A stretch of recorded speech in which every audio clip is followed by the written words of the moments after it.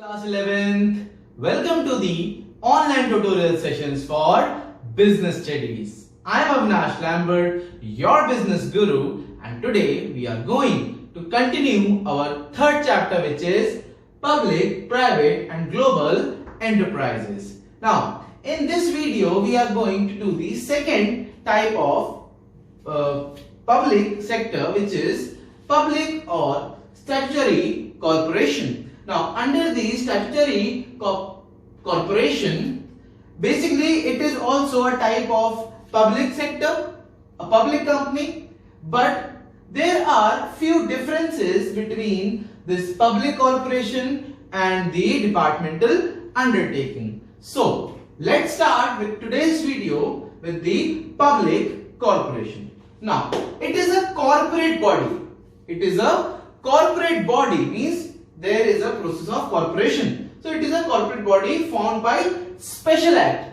In the parliament, the MLAs, they pass the acts, and with the help of those special acts or acts, they form a public corporation. According to the acts, the special acts of the parliament, that forms the public corporation. Now, this can be done by the parliament and it also can be done by the central government or the state government. Both of them can do that. So by the special act of parliament and also by the central and state legislature or governments.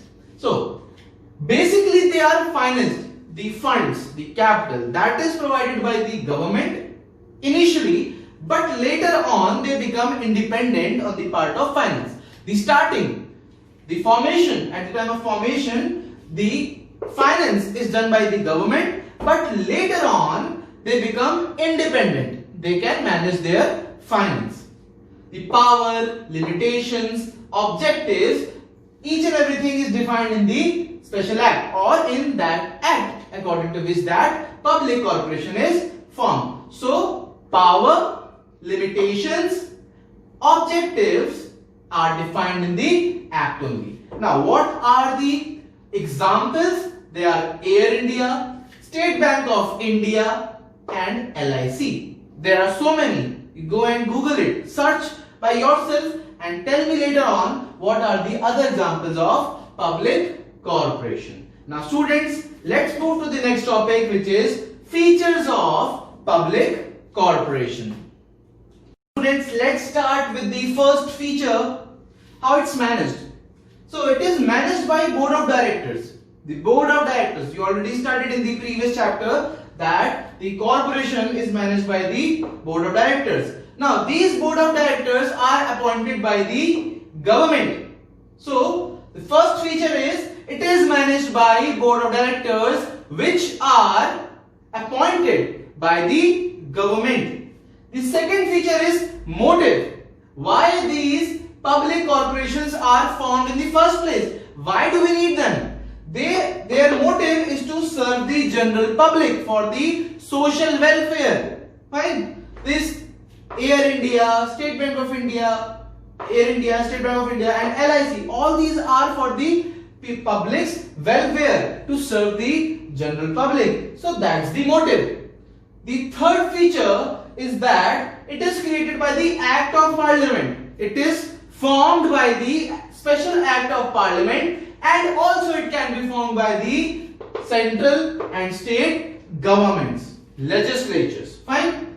Now the fourth one is power, objectives, all the things, the limitations, they are basically defined in the acts only. Basically the definitions are the features of the public corporations. Power, objectives are defined in the acts only.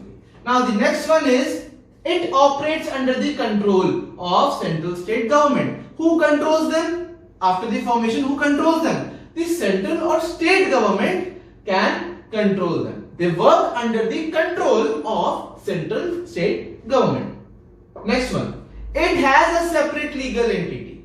It has a separate legal entity. In the departmental undertakings, there was no separate legal entity. But here in the public corporation, there is a separate legal entity. You can sue them. You can sue them. It's not a department of central government. It is different from the central government. Central government makes it. The formation of the statutory corporation is done by the central government, but it's not a department of government. Therefore, you can sue it. Now, 7th, it has its own rules of recruitment and remuneration of employees. Like the departmental undertakings, that there were civil servants, the acts of civil servants, the rules of civil servants, but it is not applicable in the thing of public corporations. It has its own rules. The SBI has its own rules. The Air India has its own rules. LIC has its own rules. So it has its own rules of recruitment, of employing the people, and the remuneration, the measure of paying them. So it has different from others. Fine. And it's not civil servants. If you are working in SBI, you are not a government employee. If you are working in Air India, you are not in government employee. You are basically not civil servants. Fine. You are just an employee.